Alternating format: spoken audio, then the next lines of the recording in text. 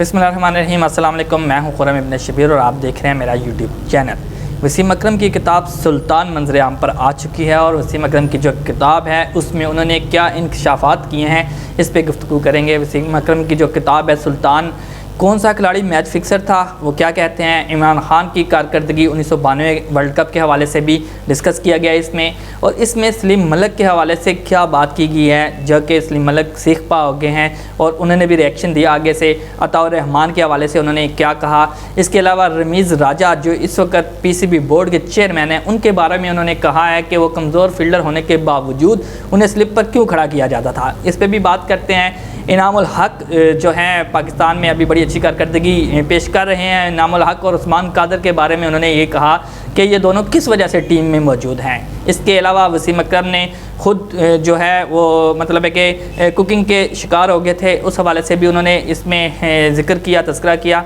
और साथ उन्होंने ये कहा कि जो रिहैब सेंटर है उसमें 6 माह उन्होंने कैसे गुजारे, उसमें क्या तअसुरात थे उनके, उस हवाले से बात की। फिर उनकी अहलिया जो पहले वाली अहलिया थी हुमा अकरम जो थी, उनकी वफ़ात जो 2009 में हुई है, उनके साथ उनके क्या तल्लुकात थे और उनकी वफ़ात के बाद उनकी ज़िंदगी में क्या तब्दीलियाँ आईं। और उनकी किताब जो अभी मौजूदा उनकी वाइफ है, जो मौजूदा वाइफ है, उनका ट्वीट जो है सामने आया है, उसमें उन्होंने कहा जी कि ये किताब जो है शोबिश में एक तहलका मचा देगी शोबिज़ में। और इसके अलावा अकबा परवी के हवाले से जो पीसीबी बोर्ड है उसके हवाले से वसीम अकरम ने क्या बात की। वसीम अकरम ने जो पीसीबी बोर्ड है उसके हवाले से उन्होंने ये बात की कि जो जितने भी खिलाड़ी मौजूद हैं इनके कोई ना कोई रिलेटिव जो है पीसीबी बोर्ड में मौजूद है और अपनी पसंद के खिलाड़ियों को उठा के टीम में रखा जाता है, कारकर्दगी की बुनियाद पे नहीं रखा जाता। ये उनका सबसे पहला इल्ज़ाम है। पीसीबी की तरफ से अभी तक किसी किस्म का कोई भी एक्शन नहीं लिया गया। हो सकता है कि वो कोई लीगल नोटिस जारी करें या उस पर एक्शन भी लें।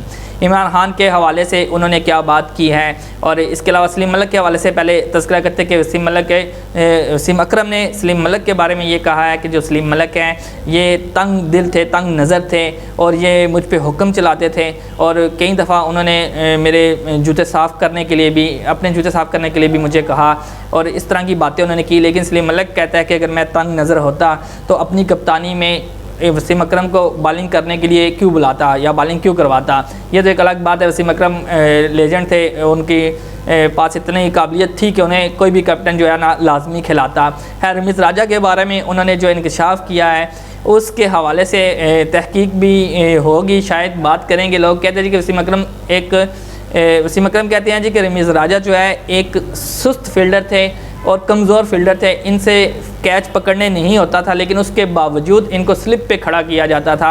और स्लिप पे खड़ा करने की वजह क्या थी, क्योंकि इनके वालिद साहब के ताल्लुकात थे पीसीबी बोर्ड में और अच्छे ताल्लुकात थे जिसकी बुनियाद पर उनको स्लिप पे खड़ा किया जाता था। हालांकि हम 92 का वर्ल्ड कप देखते हैं तो सेमीफाइनल पे गालबन रमीज़ राजा ने ही कैच पकड़ा। सेमीफाइनल या फाइनल होता है उसमें रमीज़ राजा ने ही कैच पकड़ा है।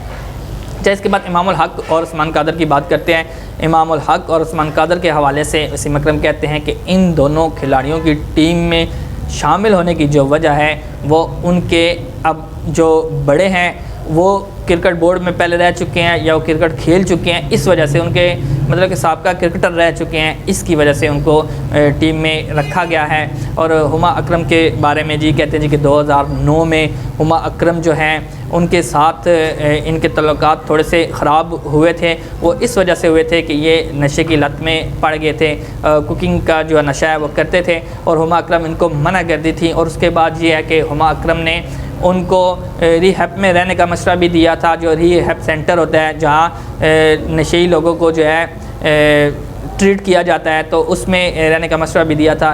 तो लेकिन वसीम अकरम उस वक़्त नहीं रहे थे और उसकी जब हुमा अकरम की वफ़ात हुई तो उसके बाद उन्हें बड़ा धचका सा लगा, बड़ा अफसोस हुआ कि वो ठीक थी, मैं गलत था।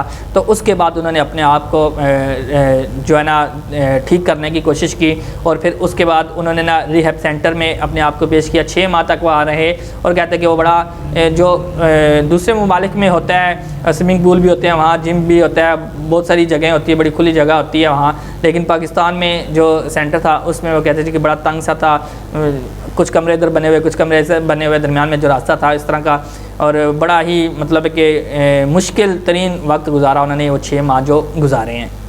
ابھی وسیم اکرم نے یہ الزامات بھی لگائے کہ بہت سارے کھلاڑی جیسے جو جسٹس قیوم صاحب ہیں ان کے حوالے سے بھی بات کی کہ جو میچ فکسنگ ہوئی تھی اور اس میں جو ہے کمیشن بنایا گیا تھا، اس کی کمیشن کی سربراہی جو ہے جسٹس قیوم وہ کر رہے تھے، اور انہوں نے یہ کہا ہے جی کہ وسیم اکرم کے حوالے سے بھی ان پہ بھی الزام لگا تھا میچ فکسنگ کا، اور انہوں نے یہ کہا تھا کہ ان کے خلاف جو شواہد ہیں وہ کم ہیں یا نہیں ملے یا میچ نہیں کر رہے، تو اس لیے وسیم اکرم بچ گئے تھے، لیکن باقی سلیم ملک پہ جو ہے وہ پابندی لگ گئی تھی۔ حالانکہ بعد میں سلیم ملک جو ہے کیس جیت گئے تھے، لیکن اس سے پہلے ان کو پابندی لگی تھی، تا حیات پابندی لگی تھی، وہ کسی قسم کو کرکٹ نہیں کھیل سکتے، کسی قسم کی کرکٹ کی جو بھی ایکٹیویٹی ہوتی ہے اس میں شامل نہیں ہو سکتے۔ ابھی سلیم ملک آپ دیکھتے ہوں گے کچھ ٹی وی چینل پہ بیٹھ کے تبصرے کر رہے ہوتے ہیں، لیکن پہلے جو ہے ان پہ اس قسم کی پابندی تھی۔ اور عمران خان کے حوالے سے انہوں نے کیا بات کی، 1992 کے ورلڈ کپ کے حوالے سے انہوں نے کیا بات کی، اس کو میں چھوڑتا ہوں آپ پر کہ آپ یہ کتاب پڑھیں گے اور اس کے بعد اس کا فیصلہ کریں گے آیا وسیم اکرم نے یہ جو باتیں کی ہیں وہ ٹھیک ہیں یا غلط ہیں۔ سلیم ملک نے اس پہ ایکشن لیا، سلیم ملک نے کہا جی کہ میں وسیم اکرم سے پہلے بات کروں گا، وسیم اکرم مجھے جواب دیں گے اور اس کے بعد میں کوئی ایکشن لوں گا۔ اور اسی طرح جو پی سی بی بورڈ ہے ان کی طرف سے بھی ابھی تک کسی قسم کا ایکشن نہیں ہوا، حتیٰ کہ جس کے خلاف بات کی گئی ہے ابھی تک انہوں نے کوئی بیان نہیں دیا۔ ہو سکتا ہے لیگل نوٹس دینے سے پہلے وہ کتاب کو پڑھ لیں اور پڑھنے کے بعد کوئی فیصلہ کریں۔